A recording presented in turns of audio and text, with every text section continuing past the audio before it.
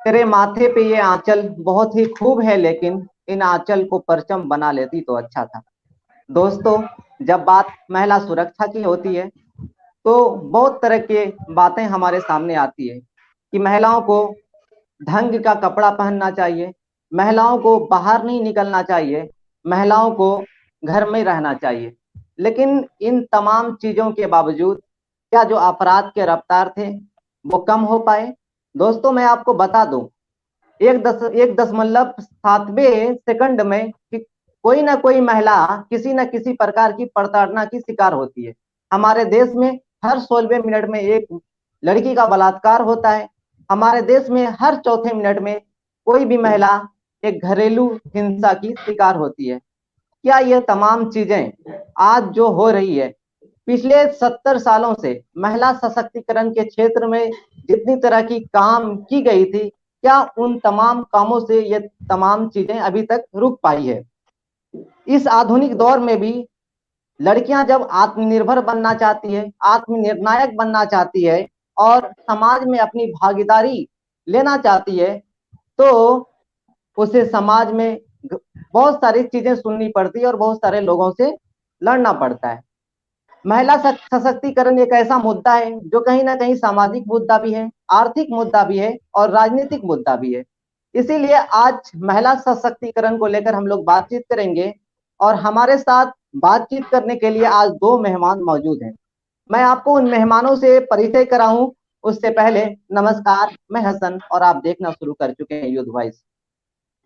हमारी पहली मेहमान है बिहार के नालंदा की एक ऐसी बिहारन जिसने महज 13 साल की उम्र में अपनी सफर की शुरुआत कराटे से करने के बाद माउंट एकांकागुआ जैसे चोटियों को फतह करके बिहार और भारत का नाम वैश्विक स्तर पर रखा। स्वागत है आपका, मैताली प्रसाद जी।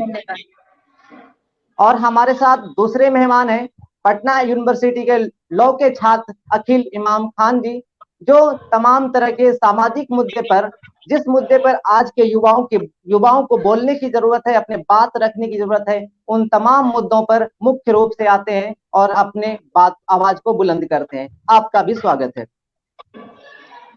शुक्रिया संजय। तो बिना ताखिर की हम लोग बातचीत अब शुरुआत करते हैं। हमारा पहला सवाल मिताली जी से है कि हमारा भारत देश, जहां स्त्री जाति को दुर्गा, सरस्वती और काली, मतलब कई देवियों के रूप में पूजा जाता है, लेकिन उसी भारत में आज मैंने जैसा कि बताया कि हर 16वें मिनट में एक महिला का बलात्कार होता है, घरेलू हिंसा की शिकार है। आखिर महिलाओं की ये स्थिति क्यों है? क्या लगता है आपको? वाकई आपने जो आंकड़ा बताया, और मतलब उस आंकड़े को फील करके ही पता चल रहा है कि भारत की जो स्थिति है वह कितनी दर्दनाक है।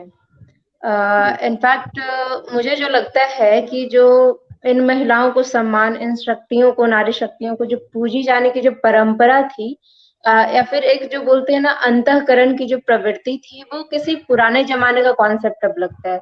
बिकॉज प्रेजेंट टाइम में जो हमारा जो पितृसत्तात्मक समाज है, उसमें क्या है कि हम बस ऊपर से दिखाते हैं, बेसिकली किसी दिवस के रूप में मनाते हैं, या फिर हम किसी पुस्तक के रूप में पढ़ते हैं, या फिर किसी प्रतिमा तक ही बस हमारा जो माइंड है ना वो लिमिटेड हो चुका है।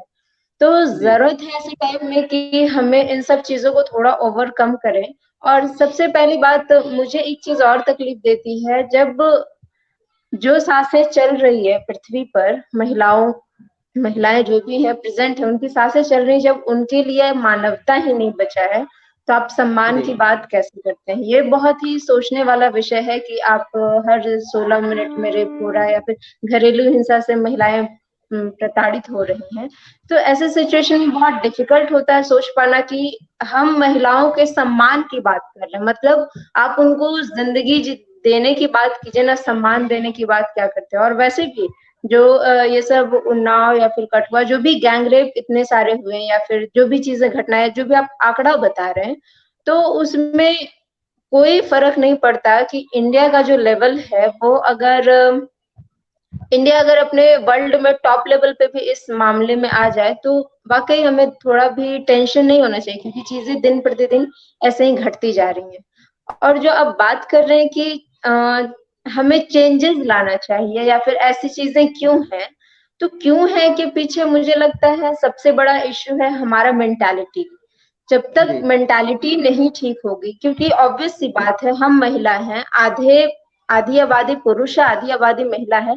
ऑब्वियसली हम अपने आस-पास, चाहे वो कलीग हो, ऑफिस में काम कर रहे हो या फिर कहीं स्पोर्ट्स में हो या फिर स्टडी कर रहे स्टूडेंट हो या फिर इनफैक्ट घर में अंकल और नीस का ही रिलेशन हो, मतलब डिफरेंट डिफरेंट टाइप के रिलेशन में या फिर डिफरेंट डिफरेंट प्लेसेस में आप एक दूसरे के साथ होते हैं। और अगर इस सिचुएशन में भी आप अपनी मेंटालिटी नहीं बदलते हैं तो कैसे मतलब उम्मीद कर सकते हैं कि भारत में महिलाओं की स्थिति अच्छी होगी। और एक चीज और है कि शायद हमारे न्याय व्यवस्था को जरूरत है कि थोड़ा और सुलभ करे महिलाओं के लिए, जी इसमें थोड़ा और सुलभ करे, ताकि मतलब महिलाएं जो भी अभी कैसे है क्या कि मैं जब कराटे की ट्रेनिंग दे रही थी, लगभग 3-4 साल का मेरा एक्सपीरियंस रहा। मैं बहुत ही डिफरेंट डिफरेंट जगह पे बच्चों के साथ, लड़कियों के साथ खासकर काम की थी। जी मैंने क्या फील किया, क्या रियलाइज किया कि उनके साथ मतलब एक इश्यू निकल के आता है कि वो बाहर में तो ठीक है, लोग प्रताड़ित होते हैं, मीडिया न्यूज़ बनाती है, बहुत सारी चीज़ों पे लोग प्रोटेस्ट करते हैं।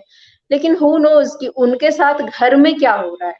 मतलब इतनी हालत खराब है कि किसी को वो कुछ बोल भी नहीं सकते हैं। अगर पेरेंट्स को बता दिया तो बोलेंगे कि घर की बातें घर में रहने दो, बाहर जाएगा तो हमारी बदनामी हो जाएगी। मतलब परिवार की बदनामी ज़्यादा इम्पोर्टेंट हो जाती है एक महिला के साथ उत्पीड़न उत्पीड़न के मुकाबले। तो इस सेंस में मुझे लगता है कि ऑब्वियसली हमारा जो न्याय व्यवस्था है उसको थोड़ा और सुलभ किया जाए, ताकि हर एक बच्ची का, हर एक महिला का जो असमर्थ भी है, उसकी भी पहुँच वहाँ तक संभव हो। That's it. अकील जी, मिताली जी ने बात की कि न्याय व्यवस्था को और थोड़ा कड़ा करने की जरूरत है और इसमें थोड़ी तेजी लाने की जरूरत है। आप एक कानून के छात्र भी हैं, तो हम आपसे ये जानना चाहेंगे कि भारत में जो मौजूदा कानून है, जो कहीं ना कहीं जो मौजूदा कानून है, उस वो महिलाओं के लिए क्या सही है या फिर उसे और ठीक करने की जरूरत है?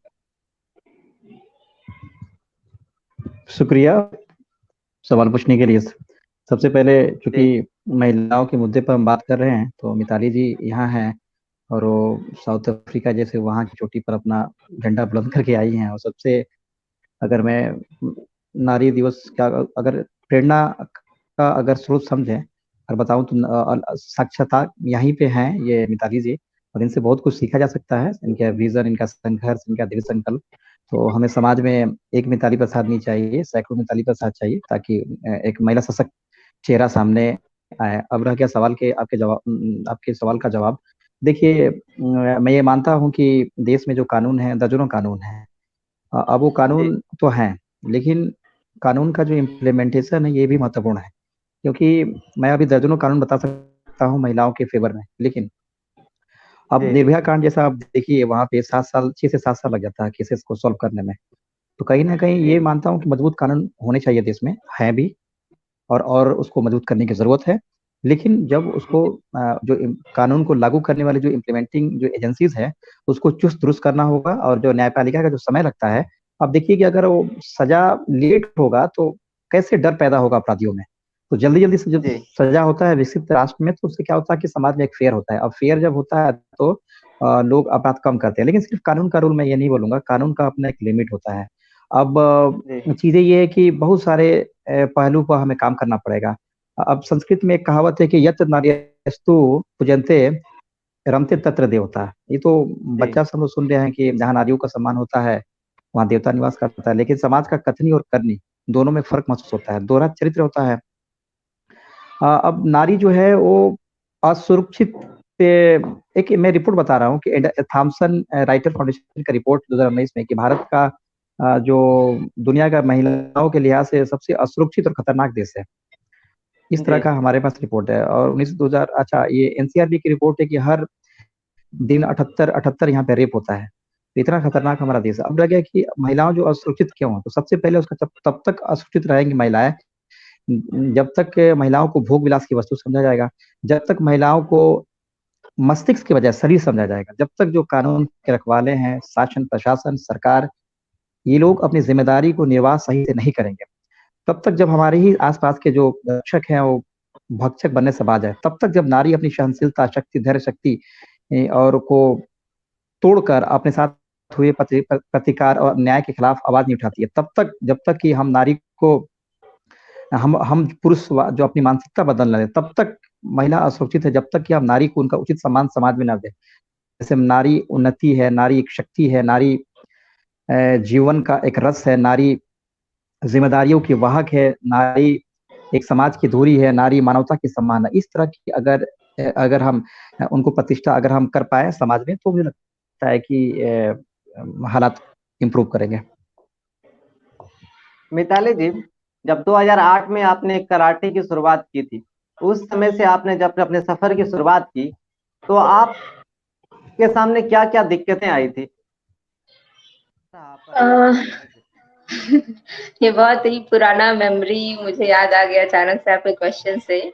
लाइक जब मैं 2008 में शुरू की थी ना, तो ऐसा था कि मतलब सारे के सारे जो ट्रेनिंग लेने वाले थे सारे के सारे लड़के थे, और उस बीच में मैं अकेली लड़की थी।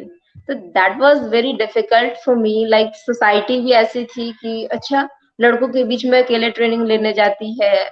मीन्स कि मेरे मॉम डैड, मेरे माँ पापा अगर नहीं भी कुछ सोचे, तो उनको सोचने पे मजबूर किया जाए, कुछ ऐसी सोसाइटी मतलब हमारी एनवायरनमेंट क्रिएट कर देती है। और एक ये भी होता है कि आप मतलब अगर अपने गली से भी गुजरो ना, तो वो अलग सी ही नजर होती है आपको देखने की, कि पता नहीं, जैसे कि आप बहुत बड़ा गुनाह कर रहे हो।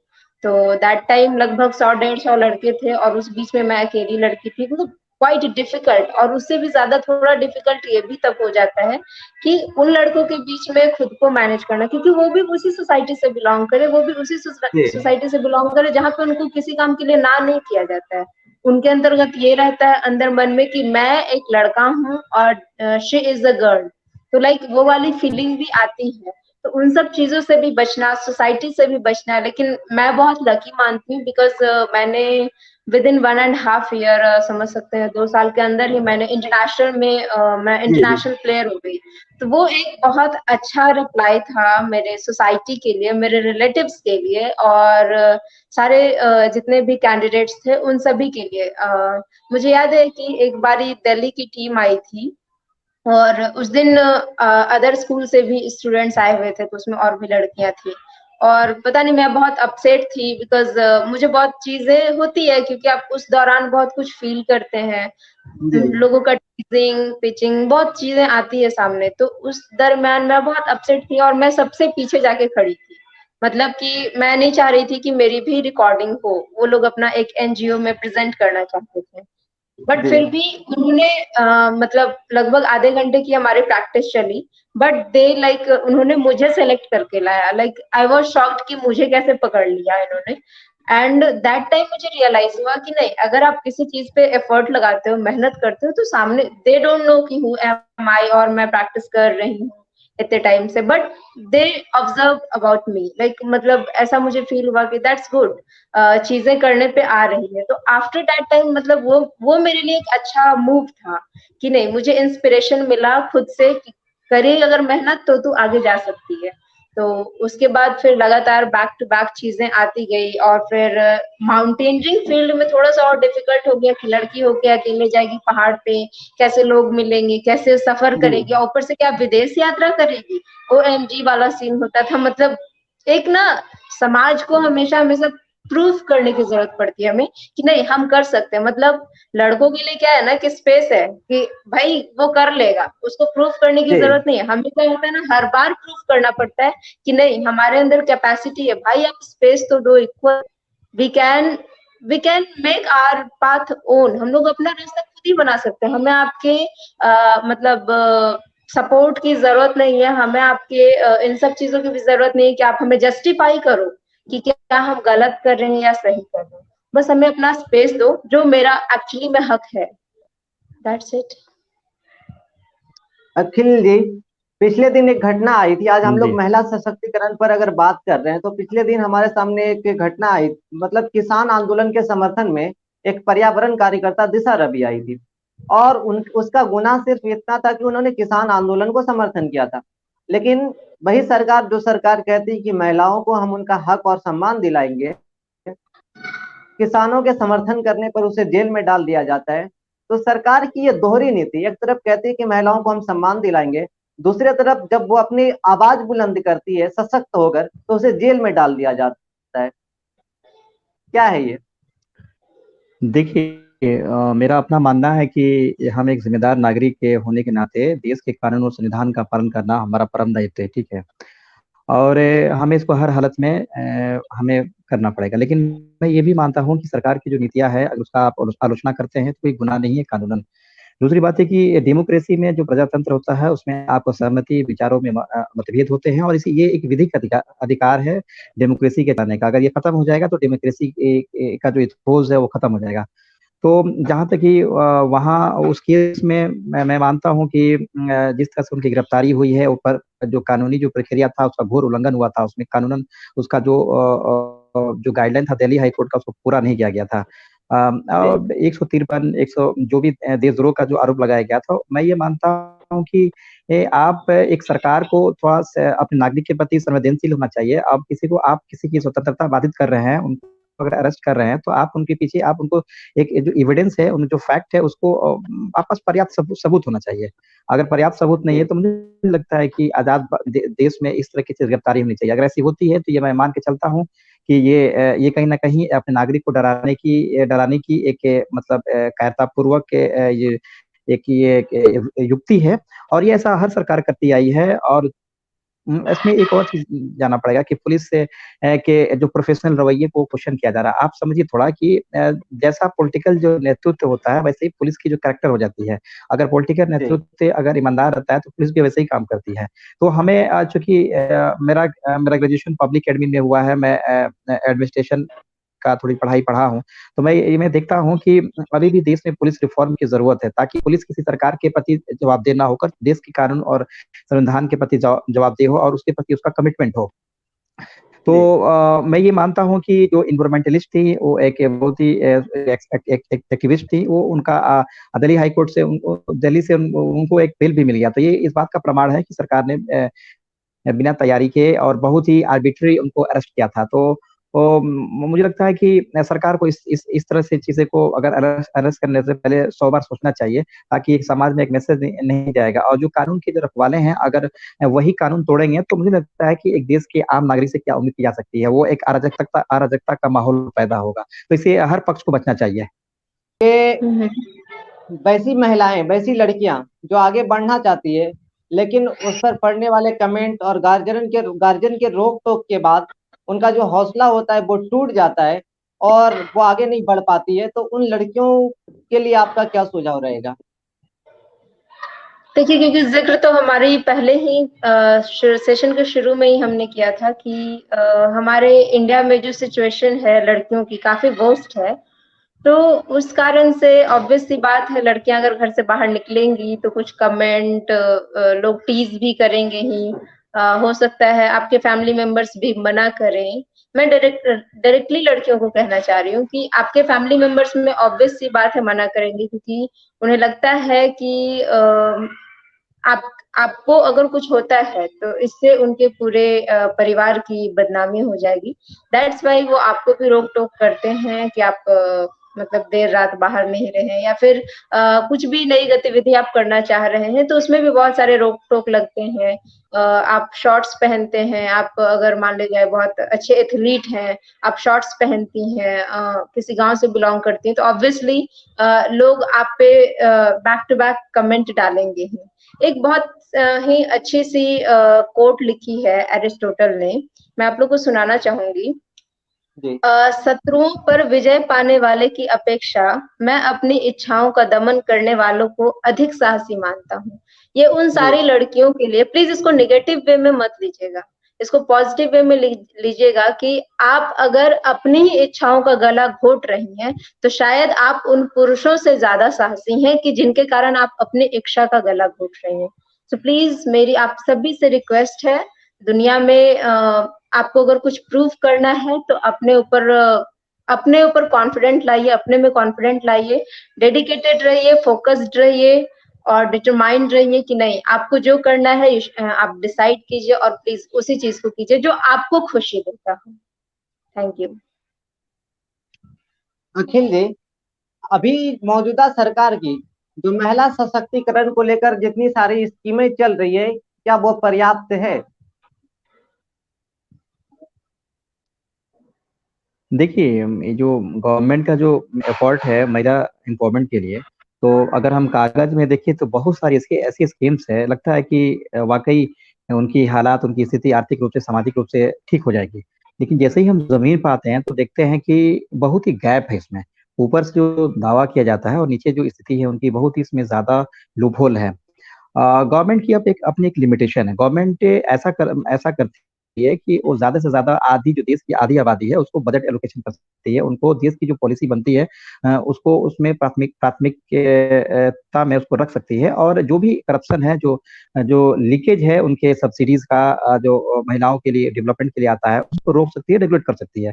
ये सरकार कर सकती है। लेकिन सिर्फ अब मुझसे पूछिए कि जो सेटिस्फैक्शन नहीं सेटिस्फैक्शन, तो हमेशा ऐसा रहा है कि जो अंडर रिसोर्सेज रहा है। और एक ऐसा लाइन है, ऐसा है कि we are good policy maker but not good poor implementer.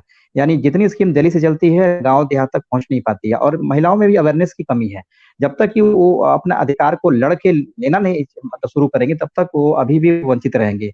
और उसके और समाज को भी, हमें, हम युवा जैसे लोगों को, हम लोगों को चाहिए कि उनको उन स्कीम्स के बारे में जानकारी दे। और कहीं ना कहीं गवर्नमेंट को भी ऐसा जो उनके ग्रीवेंसेस, उनका जो कंप्लेंट है उसको एड्रेस करने के लिए ऐसी सिस्टम व्यवस्था करनी पड़ेगी, ताकि अगर उनको कहीं हकमारी हो जाती है, कहीं उनके अधिकार छीन जाते हैं, तो उनको जल्द से जल्द उनसे उनको न्याय मिले और उनका जो हक, उनको वाजिब हक मिल पाए। एक और क्वेश्चन का जवाब आपसे लेना चाहेंगे कि हमारे देश की 50% आबादी महिला है, लेकिन आज हम संसद भवन में देखें और विधानसभा भवन में देखें तो महिला की संख्या कहीं गिनी चुनी रह गई है, 1 2 3 4 5। ये गैप जो है 50-50, वो संसद भवन और विधानसभा में 50-50 कब तक हो पाएगा? क्या क्या चीजें करनी पाएगी कि वहां पर भी बराबर भागीदारी होगी? देखिए, ये बहुत ही महत्वपूर्ण सवाल है। जब भी हम महिला सशक्तिकरण की बात करते हैं, अगर उनकी राजनीतिक और उनको प्रशासनिक या अलग उनको डिपार्टमेंट में, अगर उनकी आबादी के अनुसार अगर हम उनको हिस्सेदारी नहीं दे पाए, तो भारत तब तक हमारा लोकतंत्र में हम न्याय नहीं कर पाएंगे। विकसित देशों को देखा जाए तो वहां पे भी महिलाओं की स्थिति काफी अच्छी है। अब अगर देश की बात करें, अगर देश का जो बड़ा महापंचायत है वो लोकसभा है, लोकसभा में देखा जाए तो 78 महिलाएं आज की डेट में संसद है। 14% ये परसेंटेज में आता है। लेकिन आज भी हमारी हालत बांग्लादेश और पाकिस्तान से पीछे है। और कारण कारण क्या रहा है कि इसके पीछे जो राजनीतिक इच्छा शक्ति की कमी रही है। और राजनीतिक इच्छा शक्ति की कमी इसलिए रही है क्योंकि हम पुरुषवादी वर्चस्व को अभी भी, हम मानसिकता हमारा अभी भी प्रबल है। जब तक हम इस चीज से ऊपर नहीं उठेंगे, तब तक हम महिलाओं को, हम तो 50% नहीं 33% आरक्षण की भी बिल भी हम पास नहीं करा पाए देश के पार्लियामेंट से। 93 से ये कोशिश जारी है, लेकिन ये बहुत ही दुर्भाग्य है कि अभी तक कोई भी सरकार बहुत ही गंभीरता से इसका प्रयास नहीं किया है। आज भी अगर आंकड़ा मौजूदा देखेंगे तो समीकरण जो है एक झटके में ये कानून पास हो सकता है। लेकिन अगर ये अब ये एक राजनीतिक इच्छा शक्ति की कमी है। अब अगर आप देखिए कि इंदिरा गांधी को मौका मिला, सुषमा स्वराज को देखिएगा, या ये ममता बनर्जी को देखिएगा, अगर जयललिता को देखिएगा, यानी बहुत सारी ऐसी महिलाएं हैं अपने आप का प्रतिभा का लोहा मनवाई है। राजनीति में नेतृत्व, प्रतिभा पाटिल जो राष्ट्रपति बनी थी, तो प्रतिभा उन्होंने अपने नेतृत्व का लोहा मनवाया है और ये कहीं ना कहीं समाज को नेतृत्व दिया है। ये सफलता की इनकी इतिहास रहा है। लेकिन मैं एक बात ये भी कहूंगा कि महिलाओं, आप कभी भी देखिए कि 78 MP हैं, कभी भी उनको एकजुट होकर पार्टी से परे जाकर कभी उन्होंने मांग किया है कि हमें आधी आबादी का हमें हक मिलना चाहिए, 33% आरक्षण का? नहीं किया है, क्योंकि वो अपना निजी स्वार्थ के लिए किसी पार्टी बनी हुई है। अब हम पंचायती राज व्यवस्था में देखेंगे तो 93 में जब आया था उसमें 33% आरक्षण की बात कही गई थी। और आज इस देश की खुशी की बात है कि हम इस ओर सकारात्मक हम बढ़ रहे हैं। आज हम एक आंकड़ा बता रहे हैं कि 41 लाख जो भी पंचायती राज व्यवस्था और म्युनिसिपल कॉर्पोरेशन में, उनमें जो नगर निकाय से लेकर जितने प्रतिनिधि है उसमें से 46% महिलाएं रिप्रेजेंट करती हैं। ये अलग बात है कि महिलाओं के नाम पर वो मुखौटा रहती हैं, लेकिन उनके पति या उनके और पारिवारिक लोग उनके बदले काम करते हैं। लेकिन फिर भी हम एक सकारात्मक, एक सही दिशा में बढ़ रहे हैं। अभी भी ये चाहिए कि अभी भी हमें चाहिए कि सरकार हो चाहे पॉलिटिकल पार्टी, और पॉलिटिकल पार्टी खुद नहीं चाहती है कि उनको चुनाव जीतने के लिए टिकट दे, क्योंकि वहीं पे वो फिल्टर हो जाती है। अगर वो ऐसा माना जाता है कि वो जो महिला कैंडिडेट है वो जिताऊ नहीं होती है, तो इस तरह की मानसिकता से हमें बाज आना पड़ेगा और कहीं ना कहीं गंभीर प्रयास करने होंगे, तभी जाकर हम महिला सशक्तिकरण जैसे चीजें को, लक्ष्य को प्राप्त कर पाएंगे। और जहां भारत में नारी की पूजा होती है, तो ये इस दोहरापन को, इस दोहरे चरित्र को हम खत्म कर पाएंगे। और हमें, मुझे लगता है कि इसमें हर स्तर की कोशिश करनी चाहिए। सिर्फ विधानसभा में भी जो हमारा है वो बहुत ही संख्या कम है, चिंताजनक है। एक एग्जांपल देंगे अपने बिहार का कि बिहार में 50% जो आरक्षण नगर निकाय में, इसमें पंचायती राज व्यवस्था, सेल्फ लोकल गवर्नमेंट में दिया गया है, और 35% पुलिस व्यवस्था में दिया गया है। सर, बिहार में बिलोंग करता हूँ, तो बिहार का इस दिशा में एक सकारात्मक एक कोशिश रही है, और कहीं ना कहीं हम देश दुनिया के लिए मिसाल बनने जा रहे हैं। तो धन्यवाद आप दोनों लोगों का।